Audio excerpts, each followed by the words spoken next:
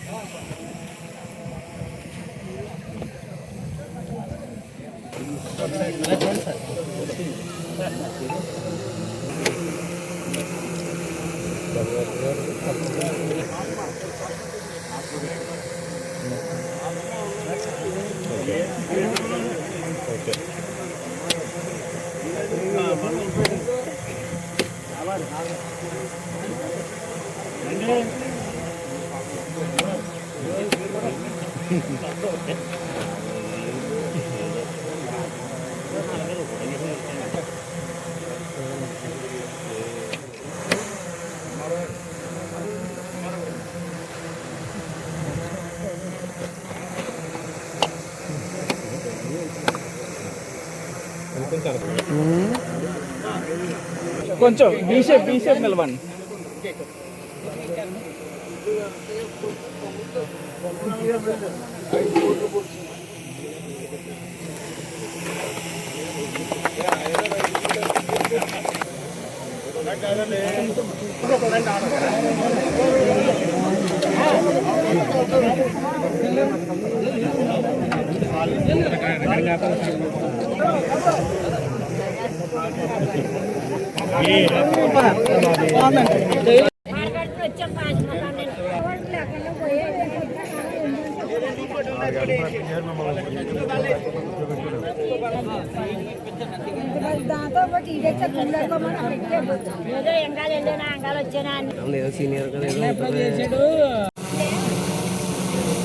భారతదేశంలోనే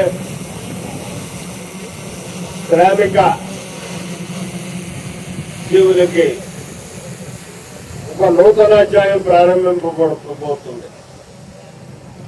గతంలో ఎన్ఆర్జీఎస్ మహాత్మా గాంధీ పథకం కింద 100 రోజులే కేవలం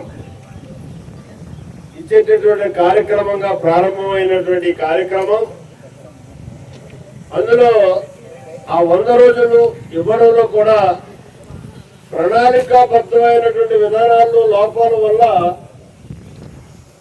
రైతాంగం ఇబ్బంది పడేటటువంటి పరిస్థితి ఉండేది. మరి అటువంటి సందర్భంలో ఈనాడు కూటమి ప్రభుత్వం ఆలోచన చేసి మోడీ గారు, చంద్రబాబు నాయుడు గారు అధికారులు సమన్వయంతో మళ్ళీ దీన్ని వికసిత్ భారత్ జీ అంటే సుపరిపాలన ఏదైతే అనాదిగా పూర్వకాలం నుంచి కూడా పురాణాల కాలం నుంచి అందించేడు అని చెప్పేసి మనం రాముని వారి గురించి మాట్లాడుకుంటాం. సుభిక్షమైనటువంటి పాలన జరిగింది.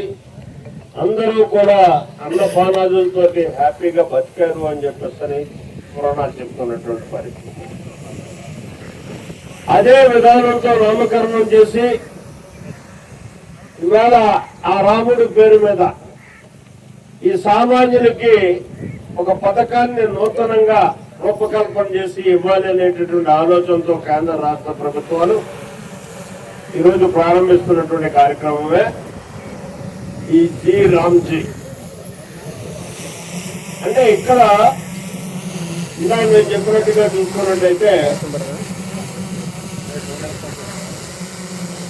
రైతులకి ఇబ్బంది అయ్యేటటువంటి కార్యక్రమంగా ఇది కనపడింది. గతంలో అందరికీ బాధ ఉండేది, ఎందుకంటే డ్యూయల్ రోల్, ఒకే శ్రామికుడు రెండు కార్యక్రమాలు చేయలేడు.